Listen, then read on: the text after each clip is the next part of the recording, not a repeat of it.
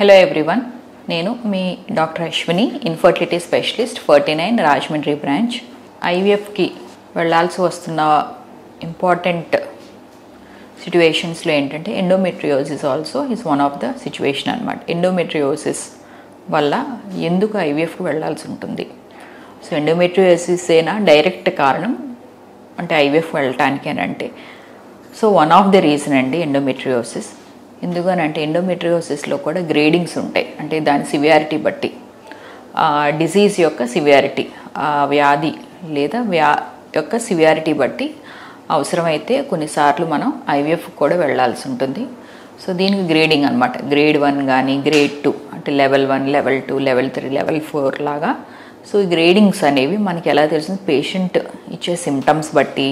So అలాగే మనం వాళ్ళని స్కాన్ ద్వారా కానీ బ్లడ్ టెస్ట్ ద్వారా కానీ మనం చేసినప్పుడు ఏంటంటే వాళ్ళ సివియారిటీ ఎంత ఉందో మనం తెలుసుకోవచ్చు.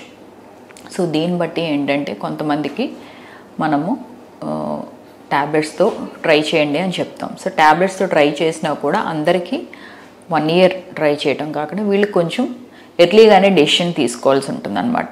సో 6 months కాకుండా 2-3 monthsలోనే ఒకవేళ కన్సీవ్ అవ్వకపోతే నెక్స్ట్ స్టెప్ తీసుకుంటే బెటర్.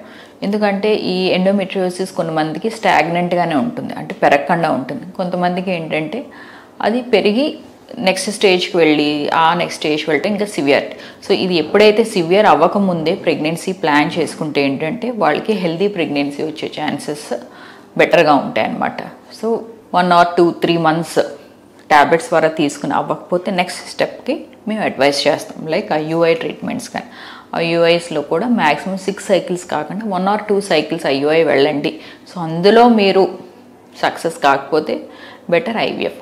కానీ చాలామంది ఏం చేస్తారంటే పేషెంట్స్, కపుల్స్, సో మేము చూస్తున్న కపుల్స్లో ఏంటంటే వాళ్ళు సో ట్యాబ్లెట్స్ అని ఐయుఐస్ అని 1-2 cycles తీసుకుని అవ్వట్లేదు అంటే మేము నెక్స్ట్ ఏదైనా సజెషన్ ఇస్తే ఫర్దర్ ట్రీట్మెంట్స్కి వాళ్ళు they will take a back step అనమాట.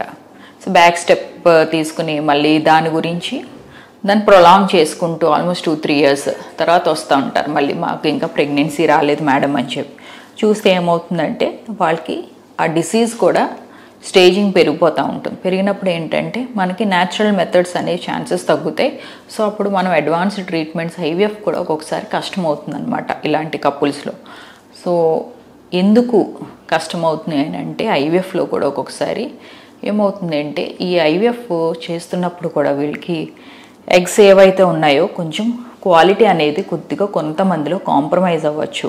అట్ ద సేమ్ టైం మనం ఎగ్స్ ఎప్పుడైతే బయటికి తీస్తామో తీసినప్పుడు ఏంటంటే అదే ఏరియాలో ఎండోమెట్రియోసిస్ సిస్టులు కానీ ఏమన్నా ఉంటే ఏంటంటే మనం ఎగ్స్ని తీయడం కష్టం అవుతుంది అనమాట. ఆ ఎండోమెట్రియోసిస్ దాటుకుని ముందుకెళ్ళటం కూడా చాలా కష్టం అవుతుంది. ఇది ఆ పేషెంట్కి కూడా రిస్క్ అవుతుంది. సో మూడోది ఏంటంటే ఎండోమెట్రియోసిస్ అక్కడ ఓవరీ దగ్గర ఉండటం వల్ల ఏమవుతుందంటే ఎగ్ కౌంట్ అనేది కొంచెం తగ్గించేస్తుంది. సో ఇలాగా సక్సెస్ రేట్ అనేది కొంచెం తగ్గుతుంది అనమాట.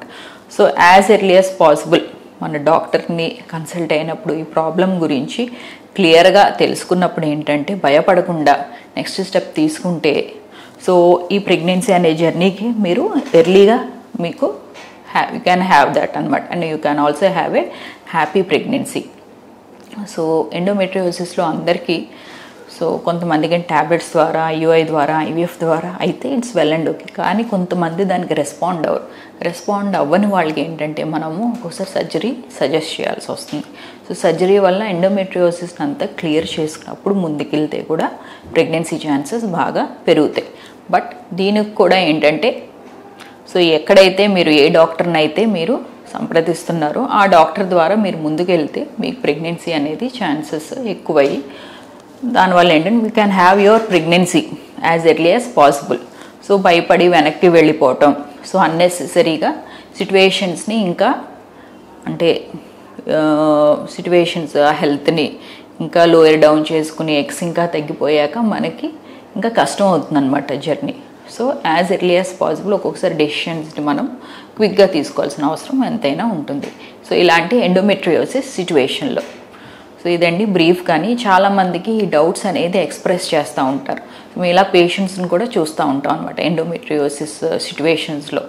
సో వీళ్ళకి ఏంటంటే కొంచెం కాషియస్గా ముందుకు వెళ్ళి కొద్దిగా ఏంటంటే డాక్టర్ చెప్పినట్టుగా ముందుకు వెళ్తే ఏంటంటే వీళ్ళు ప్రెగ్నెన్సీ వచ్చే ఛాన్సెస్ ఇంప్రూవ్ అవుతాయి. So thank you so much.